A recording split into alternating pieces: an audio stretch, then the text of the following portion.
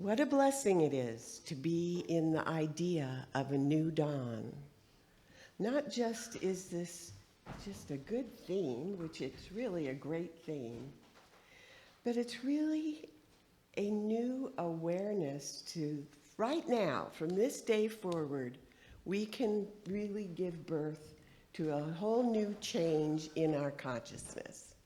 We can open up to the spirit of the I am, and I really feel that it's time for us to have a healthy, happy, and enlightened new year. Who's ready for that? A healthy, happy, enlightened new year. Well, to live life to our fullest, we have to really get on board with it. It's not going to just happen to go, oh, this is a good idea, and put it away. It's something that we have to keep going within ourselves and say, okay, my self-care is going to increase. I'm going to make some better decisions. I'm going to take a look at what doesn't work and be willing to not beat myself up about it, but to really turn it over to Spirit and say, I'm in partnership with you. And I'd really like to see greater peace on this earth. I'd really like to see people that are struggling have a chance. I'd like to see a world without war and conflict the way it is at this time. It's pretty intense. And I'm really ready for us to have a much better consciousness as a collective. And what better teaching is there than ours? What you think about, you bring about. And what you dwell on, you can guarantee it's going to show up. So let's shift our gears. I know we can. There's an evolution of self-care that has taken several turns since its discovery.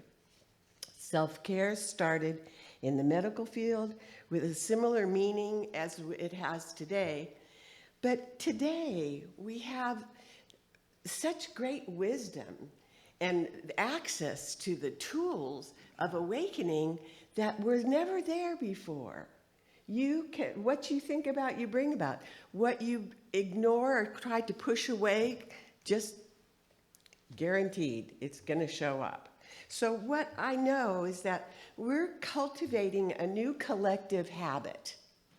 We're opening up the doors to a world that works for everyone. And I know that in general, cutting off unsupportive habits and contrary perspectives is essential for us to really build a world that works for everyone. And like civil rights movements and encourage the practice of self-care in order to pursue equality for everyone. Now, do you want to make a world that works for everyone? Do you want to make changes this year? I do. Am I the only one? There's 5 of us. Oh, there's a few more. Okay, more than we thought. And so the Science of Mind point of view said the evolution of self-care has taken several turns since the discovery. So self-care started in the medical field with a similar meaning as today. It included techniques and tools that patients in the 1950s were advised to use to become aware of their worth. Well, you know, I was married to a doctor, so I got to see all the efforts he made. But you know, I think even though many people go to a doctor, I think our teaching does a lot more for people than just putting a Band-Aid or taking some pills. It really is a shift within our collective inner consciousness. And I know that you have a powerful mind. Who believes that they have a powerful mind? Who's willing to have it increase this year? Let's be a healer, not just for ourselves, but for others. And I know you can have a much better life. Whatever problem you have, it's coming up to be healed. And I know that, you know, who's ever felt I'm not good enough? Yeah. And that is so self-destructive.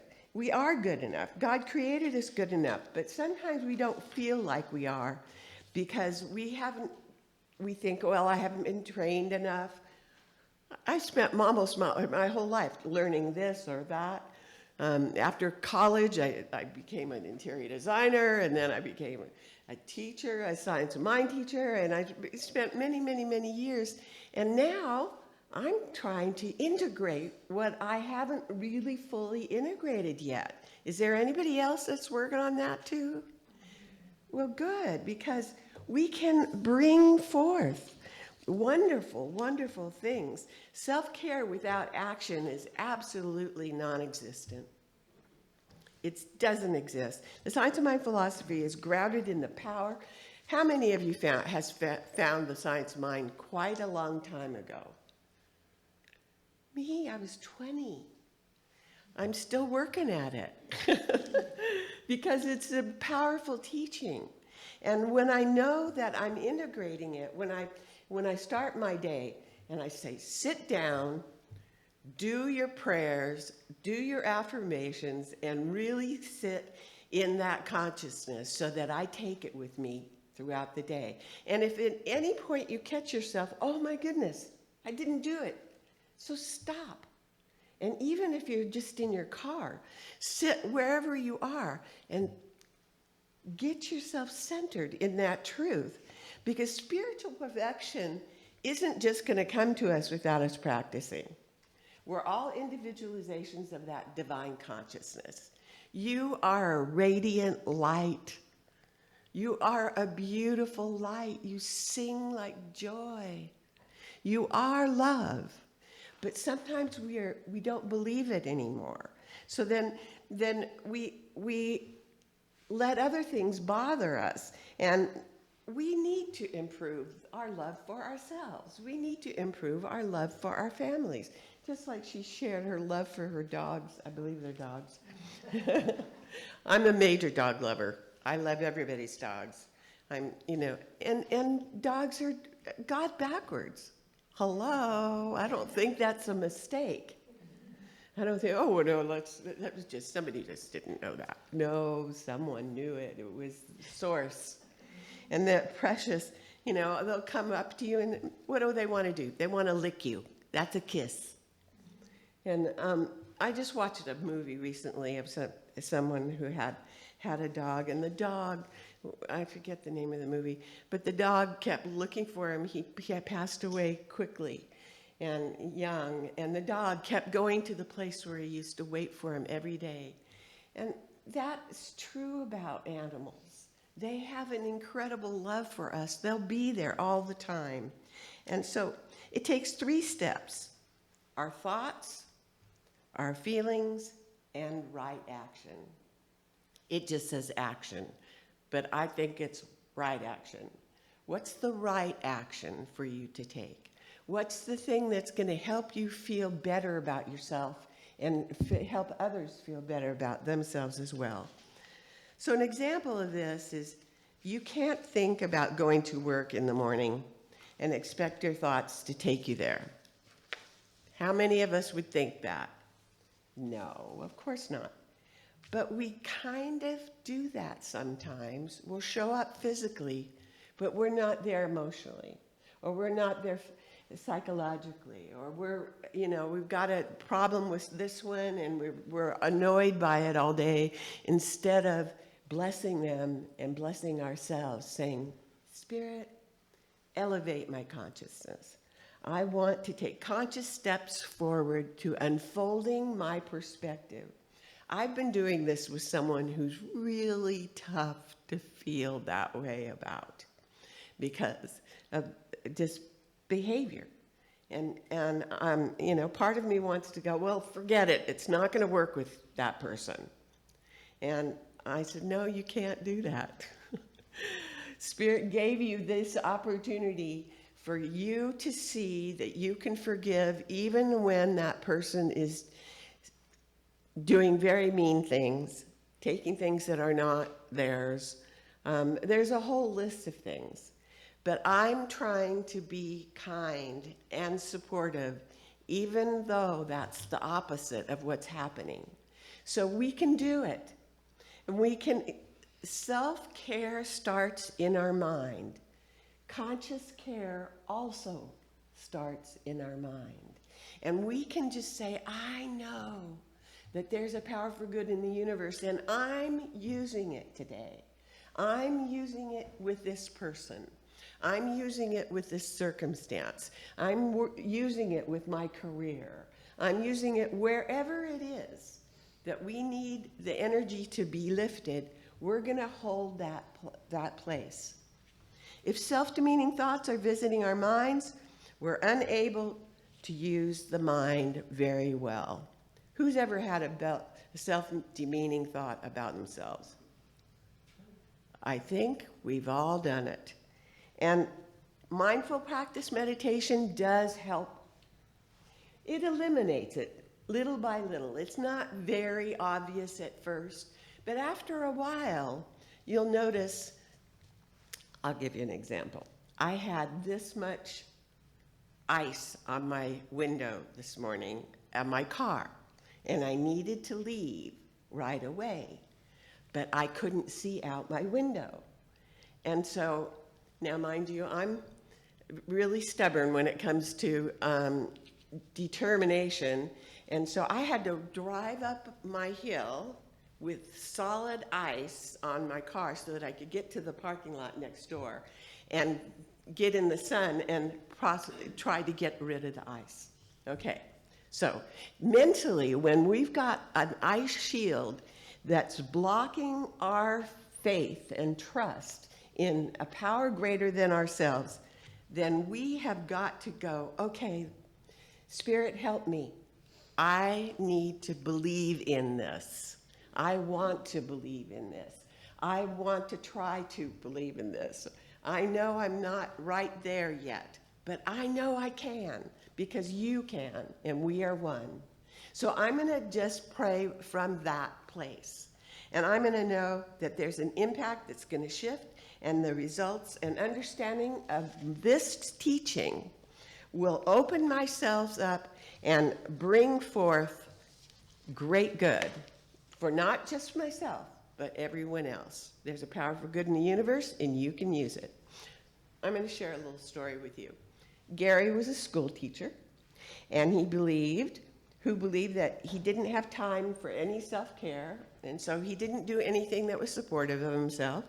And he kept reporting issues, the self-esteem issues, and after implementing a few self-care techniques, he actually had a breakthrough, and he started to see the results.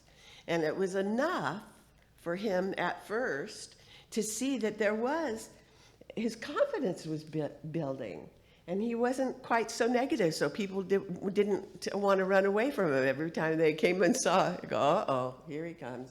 He's going to be complaining again. So Gary became a teacher, and he was a teacher who harnessed the most beautiful talents eventually, but that had to be something he made a commitment to. He said, okay, I'm not going to be this person anymore. I don't know how it's going to work. He was praying it would work, of course. And haven't we done that? Well, I didn't make much progress, but I'll keep on keeping on. And so that's what we do with meditation. I wasn't a very good meditator when I started.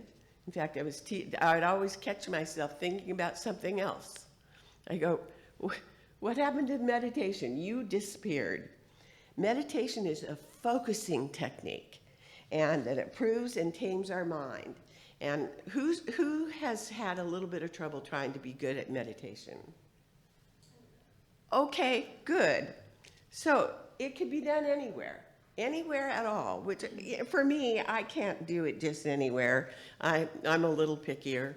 So we could be walking, we could be cooking, we could be cleaning, whatever works for you. For me, I sit in an overstuffed chair that I've meditated in for 25 or 30 years. You'd think the chair would be awful, but I've covered it all these years, and it's still in really good shape. It's an overstuffed big chair. And it just sitting in it sometimes brings me into the consciousness because I've meditated in it so often. So if you're not feeling comfortable, if you're not feeling worthy, if you're not feeling that everything's going to work out, sit in the place that you've meditated in, and you will notice it will shift. You will shift. And so we want to learn to switch our gears. Do you have a method for switching your gears? What do you know, well, I won't ask you. We'll have to record it. So walking meditation is really, really valuable. Where I live near Ananda. You guys know where Ananda is, up in the hills. And sometimes when I need to just have a break in what I'm thinking, I remember that there is a light in me, and I am going to shift my gears, and I'm going to feel the optimism. I'm going to become more positive, because there's an inner light in me, and there's an inner light in you. And the more we call it forth, the more I say there's a light within me that is God consciousness, the I am that I am. And no matter what the conditions of the world, no matter what the conditions of my thinking, no matter what is having power over me, in this moment when I focus on that truth, it sets me free. It sets me free from the conditions and the habits. So my heart is light, and my outlook is bright, and the chaos is disappearing, and the peace shows forth instead of discord. This is an understanding. This is how we move out of confusion. It works. The science of mind works. I know it works because I had a hard time when I first started. I could not get off of the chitter-chatter, chitter-chatter. You know, it was really hard for me to do it. But I kept at it. And I'm willing to bet that each one of you can improve. Who's willing this week or this month to practice having an increase in your conscious connection with Spirit? Are you willing to? Okay, good. So I'm going to know that we're all going to increase our energy and our connection with Spirit this year in a big way. And so we'll be having such a full house, and we'll be having such a great joy and harmony, because when the world feels dark, we can either turn to the light and turn that on, and no matter what. I had this much ice on my window this morning, and part of me said, there's no way you're going to get this off the window. And the stubborn part of me that says, yes, I am, I'm going to make it. I'm thinking, oh no, you better call Lonnie, or, you know, she'll handle it. I go, no, I'm going to get this off somehow. And I prayed, and I pushed as much of it as I could. I literally went up a hill with this much ice on my window, and I could have gone, a car could have gotten it. I go, please, God, let me just get out and get into the parking lot so I can get this off. So faith and trust is the power that is behind what you can do, whatever that is. You can do it. If I did it, honestly, you can look at my car. It was a long, thick piece of ice. And by the grace of God, and then there was a bunch left, and I went down and I followed this guy that I didn't even know who it was. And I said, you know, I still had about this much on my window. And I said, can you get this off? I have to drive into town, and I really don't think it's safe for me to have this on the window, even though it was on the right side. So there's nothing to stop you except your belief that it is so. You can do it. So I'm willing to bet that each one of us can improve, even a little bit, this year. And I affirm that the Center for Spiritual Living will graciously raise the bar on love, on communication, on harmony. And we will bring not only more people to fill the house, we'll have to have a few services. Well, maybe 2. But whatever we have to do, we will increase this, because there's a power for good in the universe. And that is who we are as a teaching. We're an incredible teaching. changes your life. It changed mine. I was not raised with this kind of teaching. Everybody in my family thought I was nuts. Maybe at the time I was probably a little bit nutty. I was a hippie. So, but I moved on, and I found a teaching that anchored my life and helped me do whatever I wanted to do. And I went into the entertainment industry, and I did well there, and then I became a science mind teacher, and things went well, and I was training with some of the best teachers, Dr. Richelieu, and many, many people that I was so blessed. Oh boy, he's an African-American man, is a famous science mind teacher, and I can't even think of his name. Huh? Michael Beckwith, duh. He was in my neighborhood. I went to his church all the time. Michael was a big influence upon me, and his wife was, her singing. And I was so blessed to be in Los Angeles. There were so many really great science mind teachers all around me. So it just became who I was becoming. I became that. The I am that I am. I love this teaching. And I know you do too. So, throughout this year, I want you to repeat this. Throughout this year, I mindfully fill my cup up